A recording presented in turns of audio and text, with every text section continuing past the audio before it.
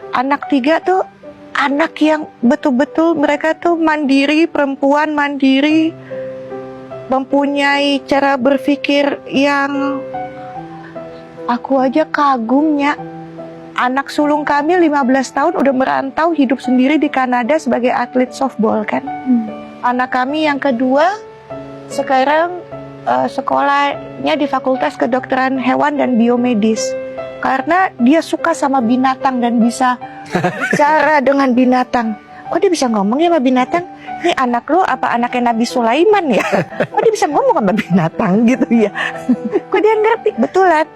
Karena dia betul-betul pencinta. Yang bungsu pun merantau saat ini sekolah bikin film Anya. Bukan sekolah jadi bintang film.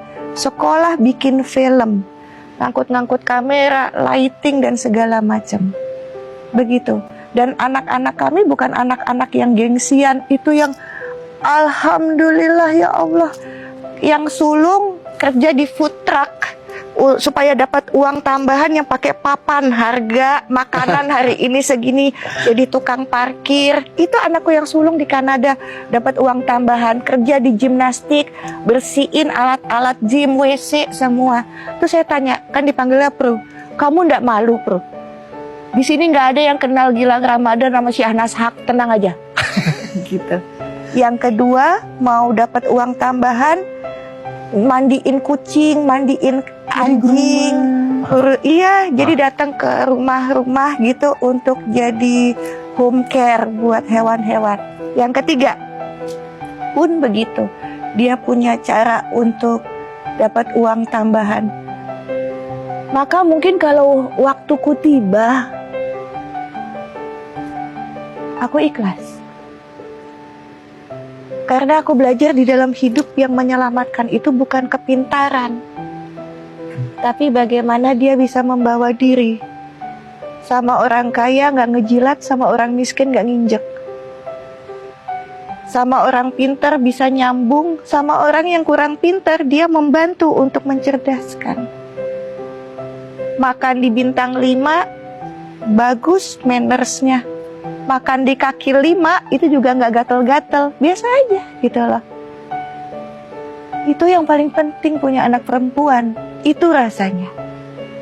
Jadi buat saya bukan soal cantik, bukan soal pintar, attitude. Kita sekolahin anak ya Pak, untuk dia pintar kan, sehingga pintu rezeki kebuka. Tapi untuk membuat pintu rezeki tetap terbuka, itu udah bukan kepintaran lagi, Nya. Tapi akhlak, manners, attitude. Itu yang gak boleh hilang dari anak-anak. Karena ketika kita baik sama orang, maka anak-anak kita juga dideketin sama orang-orang baik. Sama lah, Nya. Kalau kamu mau punya uang, kamu mesti ngasih uang kamu dulu ke orang lain. Sehingga Tuhan ngasih uang. Kalau kamu gak ngeluarin nih uang segini, maka Tuhan akan berpikir cukup aja, gak akan ditambahin. Jadi kalau misalnya mau ditambahin uangnya, ya mesti ngeluarin dulu untuk ngebantuin orang. Logikanya begitu.